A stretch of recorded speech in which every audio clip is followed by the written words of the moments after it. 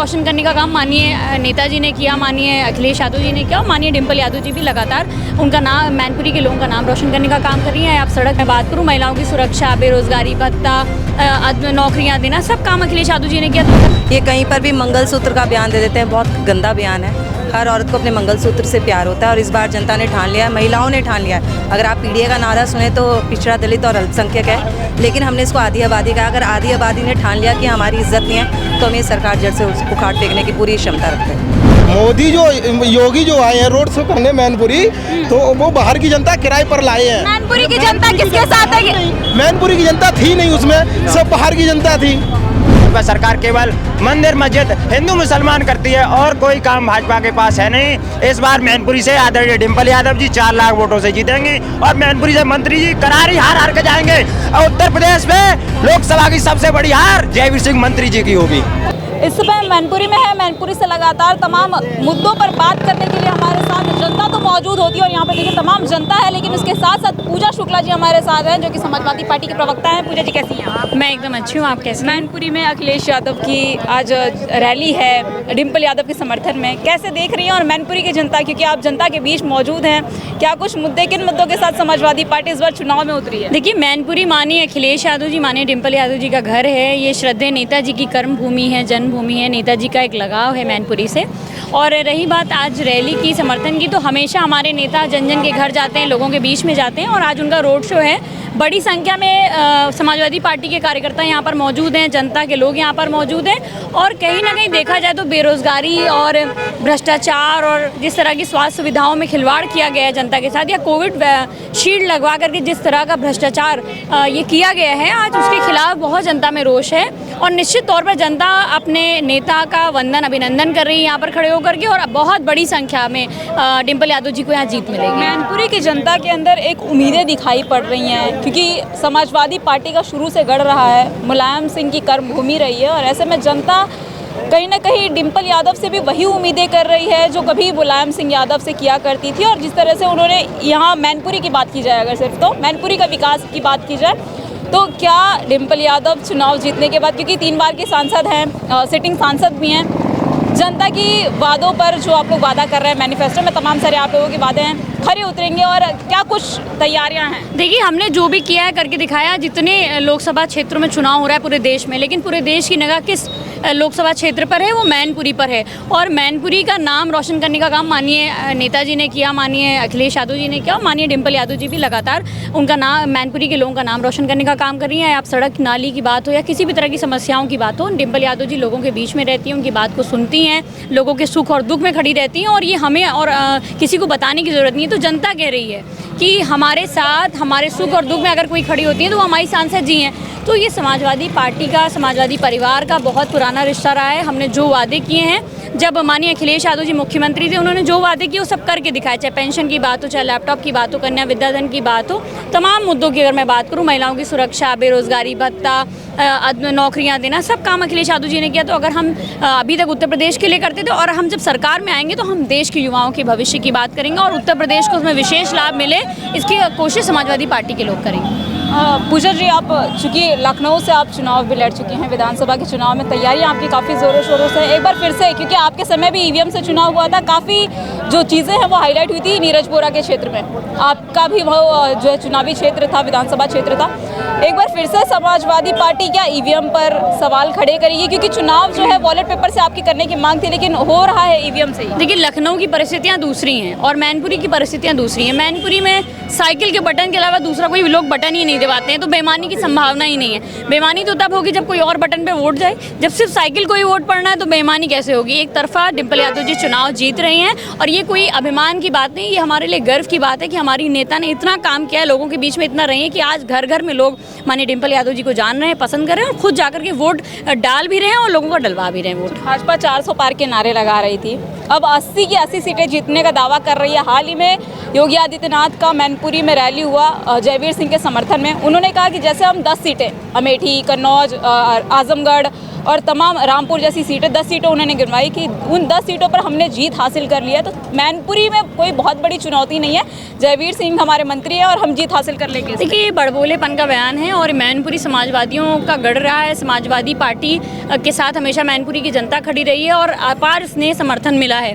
तो मैनपुरी में तो कोई खाता ही नहीं खुलने जा रहा। पूरे देश की अगर आप बात करें तो महंगाई पर, बेरोजगारी पर, किसी भी मुद्दे पर प्रधानमंत्री बात नहीं करे। अगर प्रधानमंत्री बात करते हैं तो मंगलसूत्र पर आपकी भैंस खोल ले जाएंगे, मछली पे बात करेंगे, तमाम अन्य ऐसे मुद्दों पे, अनर्गल मुद्दों पे बात करेंगे जिसका कोई मतलब नहीं है। आप पूछिए प्रधानमंत्री से कि उन्होंने कितने लोगों को रोजगार अभी तक दिया। 2 करोड़ का रोजगार का वादा कर करके आने वाली सरकार ने कितना रोजगार दिया, पेंशन कितनी दी, कितने लोगों को गैस सिलेंडर दे दिया, कितने लोगों का काम किया, कितने नौजवानों को नौकरी दी। तो आज तमाम मुद्दे हैं और ये हम और आप नहीं पूछ रहे हैं, ये जनता सवाल कर रही है। क्योंकि आज आप देखिए, हर घर में 3 से 4 बच्चे हैं जो नौकरी के लायक हैं, लेकिन नौकरी के नाम पर किसी को लाठी मिल रही, किसी को जेल भेजा जा रहा है और या तो कोई बेचारा बेरोजगार व्यक्ति आत्महत्या कर ले रहा है। तो आज बहुत तरह की समस्याएं और समाज की विडंबना ये है कि भारतीय जनता पार्टी सिर्फ सत्ता में रहने के लिए किसी भी तरह के अनर्गल प्रयास कर सकती है। और ये जिन सीटों की बात कर रहे हैं, इस बार भारतीय जनता पार्टी का खाता भी उत्तर प्रदेश में खुल जाए तो बहुत बड़ी बात है। युवाओं की अगर बात की जाए, बेरोजगारी को लेकर युवा लगातार जो है धरना प्रदर्शन करते हैं। लखनऊ में 6800 और तमाम जो मुद्दे हैं, आप 6800 के अभ्यर्थियों से मुलाकात भी की थी। आप खुद भी आपकी छात्र संघ से राजनीति रही है, लखनऊ यूनिवर्सिटी से। युवाओं के हित के लिए समाजवादी पार्टी ने जो मैनिफेस्टो में लिखा है, उसके साथ साथ आप क्या संदेश देना चाहेंगी? देखिए, हम तो ये मानते हैं कि समाजवादी पार्टी ही एक ऐसी पार्टी है जो युवाओं को रोजगार से जोड़ती है, युवाओं को बेरोजगारी भत्ता देती है, युवाओं के उज्जवल भविष्य के लिए कैसे काम किया जाए। आप देखिए, एक तरफ भारतीय जनता पार्टी की सरकार है जो युवाओं को लाठी दे रही है, हथकड़ी लगवा करके जेल भिजवा दे रही है, मुकदमे लगा रही है, बुलडोजर चलवा रही है। वहीं दूसरी तरफ समाजवादी पार्टी है जो रोजगार दे रही है, राजनीतिक प्रतिनिधित्व भी दे रही है। आप बताइए कि सारी पार्टियां युवाओं की बात करती हैं, कितनी पार्टियों ने युवाओं को टिकट दिया, कितनी पार्टियों ने चुनाव लड़ने का मौका दिया, कितनी पार्टियों ने प्रतिनिधित्व करने का मौका दिया, कितनी पार्टियों ने अपने मंत्रिमंडल में युवाओं को जगह दी। तो अगर मंत्रिमंडल से बात करूं, मैं सदन की बात करूं, मैं युवाओं के प्रतिनिधित्व की बात करूं, तो अगर कोई नेता है जो युवाओं के लिए कुछ सोचता है, कुछ कर सकता है, तो माननीय अखिलेश यादव जी। आप बताइए कि जिन उम्र के लोगों को हमारे यहाँ पार्टी में मौका दिया गया, भारतीय जनता पार्टी ने कभी उन उम्र के लोगों को मौका दिया, कभी उनकी प्रतिनिधित्व की बात की? अगर आप युवाओं को प्रतिनिधित्व देंगे तो युवा खुद अपनी उज्जवल भविष्य की कल्पना करेंगे और एक उज्जवल भविष्य को लिखेंगे, इतिहास को लिखेंगे। और निश्चित तौर पर समाजवादी पार्टी ने बहुत सारे युवाओं को मौका दिया है, राजनीतिक तौर पर भी, नौकरी में भी और हर जगह।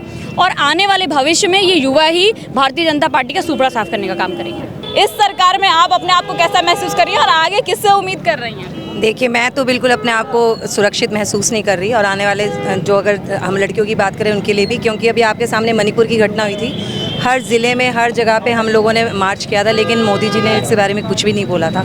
इनकी सरकार में से किसी ने कुछ नहीं बोला था। ये कहीं पर भी मंगलसूत्र का बयान दे देते हैं, बहुत गंदा बयान है। हर औरत को अपने मंगलसूत्र से प्यार होता है और इस बार जनता ने ठान लिया है, महिलाओं ने ठान लिया है। अगर आप पीडीए का नारा सुने तो पिछड़ा, दलित और अल्पसंख्यक है, लेकिन हमने इसको आधी आबादी का। अगर आधी आबादी ने ठान लिया कि हमारी इज्जत नहीं है, तो हम ये सरकार जड़ से उखाड़ फेंकने की पूरी क्षमता रखते हैं।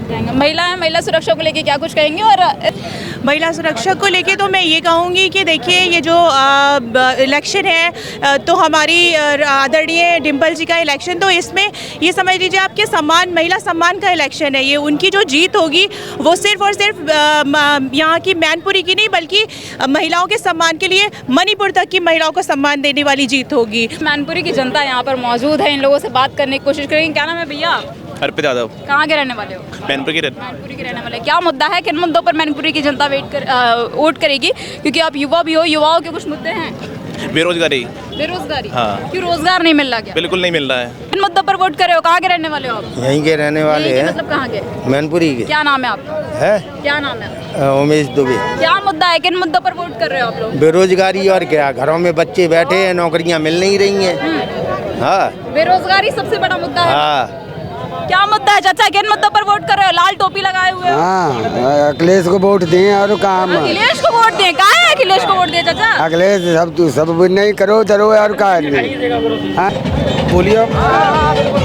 मुद्दे ये है कि महंगाई और बेरोजगारी सबसे ज़्यादा है सरकार भारतीय जनता पार्टी में। इस सरकार में सबसे ज़्यादा जो है महंगाई और बेरोजगारी है। मैनपुरी। किन मुद्दों पर वोट कर रही है मैनपुरी की जनता? किसके साथ है, भाजपा या सपा? सपा। समाजवादी पार्टी के साथ। क्यों समाजवादी पार्टी? बेरोजगारी, महंगाई महंगाई बढ़ी युवा भटक रहे हैं, कोई भी युवा भटक रहे हैं युवा भटक रहे हैं। जी। देखिए तमाम लोग यहाँ पर और भी हैं, इनसे फटाफट बात करने की कोशिश करेंगे। क्या नाम है भैया आपका, क्या नाम है चाचा आपका? अखिलेश यादव कहाँ के रहने वाले हो? मैनपुरी का। क्या मुद्दा है, मैनपुरी की जनता किसके साथ है? अखिलेश यादव के साथ, डिंपल यादव के साथ, या फिर किसी और?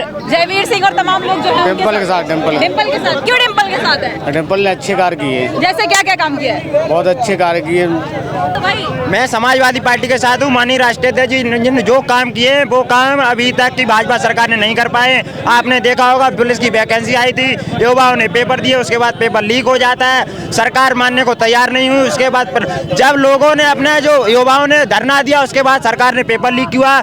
और माननीय राष्ट्रीय अध्यक्ष जी ने जो कार्य किए हैं, युवाओं हित में हो चाहे किसान हित में हो चाहे गरीब महिलाओं हित में, सब काम राष्ट्रीय अध्यक्ष जी ने किए हैं अच्छे अच्छे। और भाजपा सरकार केवल मंदिर मस्जिद हिंदू मुसलमान करती है और कोई काम भाजपा के पास है नहीं।